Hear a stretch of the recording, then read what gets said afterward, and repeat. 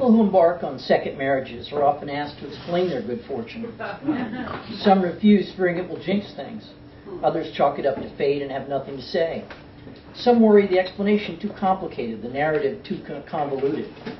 But for Sheldon and Naomi, it was simple and straightforward. Their spouses hadn't wanted children. This is a second chance. Which brings them to Griffin Loomis, one summery May afternoon, where they're hustling along an atrium corridor, while up ahead Elizabeth, the director of international adoptions, is cranking her fist in the air, urging them to hurry. Watch your step, she tells Sheldon, leaving him to hold the door while she goes to meet her guest. Through the spalded plexiglass, Sheldon can see a courtyard, a raised brick patio, and seated peacefully on a redwood bench, a man he thinks of as the dreaded Korean. When Naomi catches up, Sheldon tries to make contact. She deflects his gaze. Normally, her face is so expressive, eyebrows shifting constantly, creases in her face deepening, softening, her lips pursing or twisting in reaction to what is said. Today, however, after 3 sleepless nights, she is listless, her face heavy and immobile, her eyes impenetrable. He even tries a surreptitious caress, but the muscles on her lower back are taut and unresponsive. Worse, she seems to speed up with his touch. Perhaps it is the sudden brightness or the heat, but Sheldon feels dizzy. Daniel Kwu, Sheldon and Naomi Appel. Hands are shaken, and there's Elizabeth's gummy smile. She orders everyone to find a seat. Kwu is taller than Sheldon expected. Where's the little comic Asian fellow whose English would sound like firecrackers? Someone freaked out by the city and so appreciative of Sheldon's protection. Sheldon liked to imagine wrapping the hapless Kwu in a spiritual bear hug. That Kwu would hand the baby over to Naomi as an afterthought, a token of gratitude. But instead, here is a man wearing a 3-piece, a pair of $800 loafers, not to mention some fancy French eyewear. What is beginning to bother Sheldon is the idea that Kwu is more successfully American than he is. The courtyard smells like damp sand, and when Sheldon looks up, the apartment buildings seem to lean in as if you're looking from the bottom of a well. When he sits, he fidgets. He's a large man at 6'4", a Jewish skyscraper, he likes to say, and the love seat is too small. He can't get comfortable, although he knows this is a residue of the fight he and Naomi had on the way over. Outside Griffin Loomis, she put him on lockdown. You better not start a fight, she said. I know how you get with people in authority. But here is Kwu smiling at them, and when he speaks, it seems to be with genuine enthusiasm. I can't tell you how excited I was to hear you were interested in a special needs child. The relief so sweet and powerful, Sheldon forgets himself. Yes, yes, he booms. I hear you have our little girl. He's so overwhelmed he does not at first hear what Elizabeth is saying, though her tone is unmistakable. Sheldon has misunderstood. He's jumping to conclusions. They should all recognize they're at the beginning of a long, arduous process. Sheldon tries to maintain a poker face even though his ears have burst into flames. He used to like Elizabeth, even felt sorry for her. She is homely but compensates. Sheldon had encountered women like her before, horse-faced aristocrats with attention spans shorter than their fuse. She's wagging her chin and looking down the barrel of her nose at him. Kwu says, Elizabeth told me you filed with the Ecuadorian program before it was discontinued. Because he's been trying to avoid it, Sheldon finds himself staring at the file on Elizabeth's lap. It's a compendium, invasively gathered of every facet of their lives, tax returns, financial records, and medical reports from an astonishing array of specialists. In one memorable test, something like a jellyfish was attached to Sheldon's chest, the treadmill set to Mountain Trail. There were, of course, other disappointments, as there are in anyone's life, like the fact that he had not sold a painting in years, that the galleries had stopped calling, that the design work had dried up and blown away. When Elizabeth called to tell them about the end of the Ecuadorian program, she'd been far less diplomatic. Ecuador is dead, she said. Political machinations, nothing to be done. But I think I could fast-track you with the Koreans if you were interested. To Sheldon's surprise, the news had hit him hard. Although he hadn't thought himself invested, he'd observed that he'd begun daydreaming about his life with the kid. Maybe they'd go to the park when the weather turned. He pictured himself hitting fungo, the kid shagging grounders. When it was a Hispanic kid, people might still believe it's your kid. No chance of that with a Korean. Was it really so immoral to want people to think the child is yours biologically? Why were you interested in Ecuador? Kwu asks. Sheldon watches Naomi. She looks like she's going to answer when Elizabeth steps in saying, age averaging. When they had gone to their first orientation at Griffin Loomis to learn about international adoption, Sheldon had to sit in the front row. I wouldn't have wanted anyone to miss my humiliation, he told friends later. There were a number of speakers, Elizabeth, of course, and a successful couple showing off their twins, and other experts in the field. Then a social worker who Sheldon described as looking like a demented shepherd, 16 layers of different textured wool garments and glasses only a mental patient would wear. Without fanfare, she announced that for most of the more popular programs, the combined age of the parents couldn't exceed 90, where you were disqualified. Sheldon was 52, Naomi 45. On the sidewalk afterwards, Sheldon exploded. Even in the worst sub-Saharan countries where the ground is littered with dead kids, I'm too fucking old and decrepit. Better they should die than end up with some geriatric. Naomi tried to calm him down, but he wasn't done. In vitro wasn't this bad, he said. At least no one asked you if your sperm was qualified.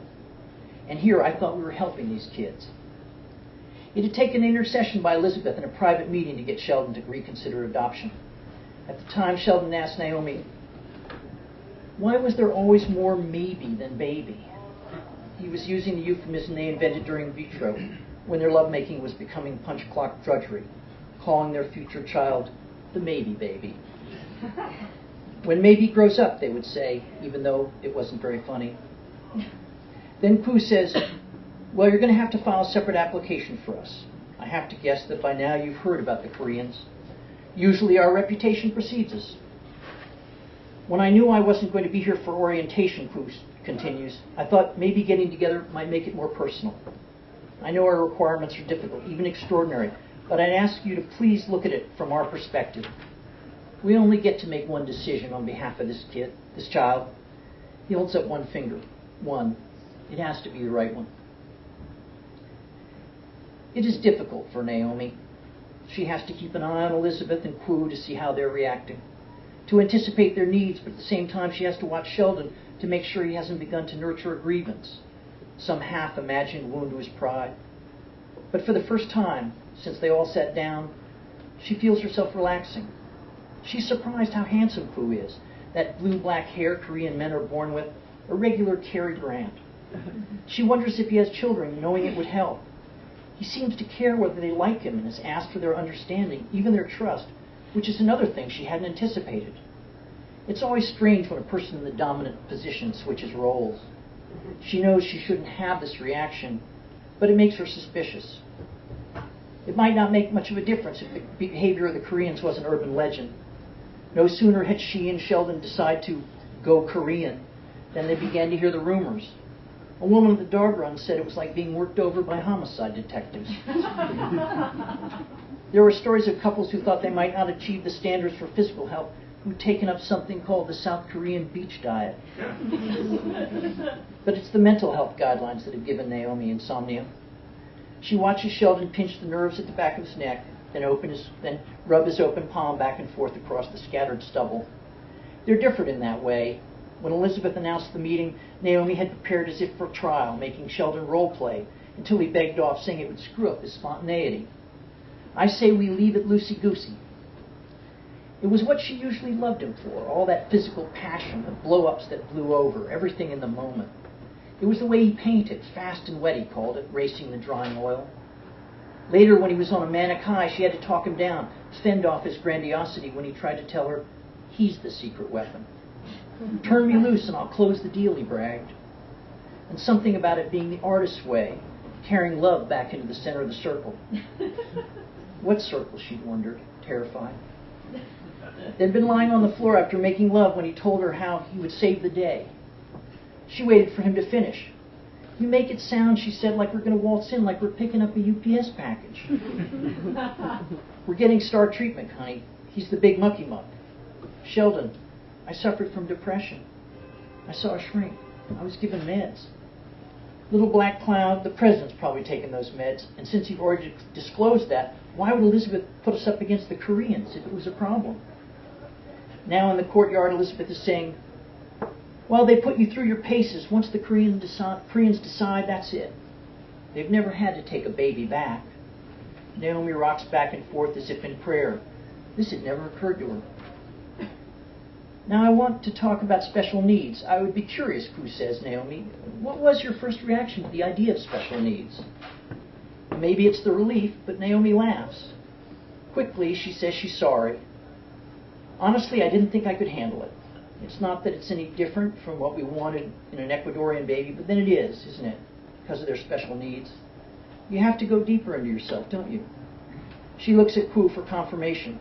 You know we went through in vitro. Elizabeth told me. Every woman thinks she'll have a baby, Naomi says, her hand floating over her womb. So it was a dark time when I realized it wasn't going to happen. For a long time, we weren't ready to adopt. When you go through something like that, you aren't thinking clearly. Part of me was afraid I was being disloyal to the baby I lost. And then maybe I was trying to avoid grief by substitution. You worry you're going to wake up and realize you made a mistake. You don't really love that baby. She looks off. I've been pretty lucky in my life. I have a good husband. I'm healthy. And I was taught to give back. I thought long and hard. Whatever the guiding principle of the universe is, it wants me to give my love to those who need it most. Something passes between Elizabeth and Koo. Then Elizabeth says, frankly, Naomi, if you hadn't been so honest, we would have wondered, had you really thought it through? What about you, Sheldon? Koo asks. We haven't heard much from you. What do you think about a special needs baby? For a moment, Sheldon seems startled. And when he begins to speak, at first he stumbles. I know it sounds strange, Sheldon says, but I'm kind of special needs. I mean, all children are special, right? I don't think my parents ever used that term, but they probably thought I was pretty different. I still am. Naomi can't tell if he's done, but then he blurts out, you know, we have to be careful with language here, he says. It's a cultural thing. They put you in a box and good luck getting out. A child shouldn't be defined by their illness. Abruptly, he stops. Sheldon knows that they will find what he said so far disappointing. But he's just getting started, and there'll be time to discuss his misgivings. He notices that everyone is silent, looking at Koo, who wears an expression Sheldon has never seen before. There is something I have to tell you about the little girl, Koo says. Thank you.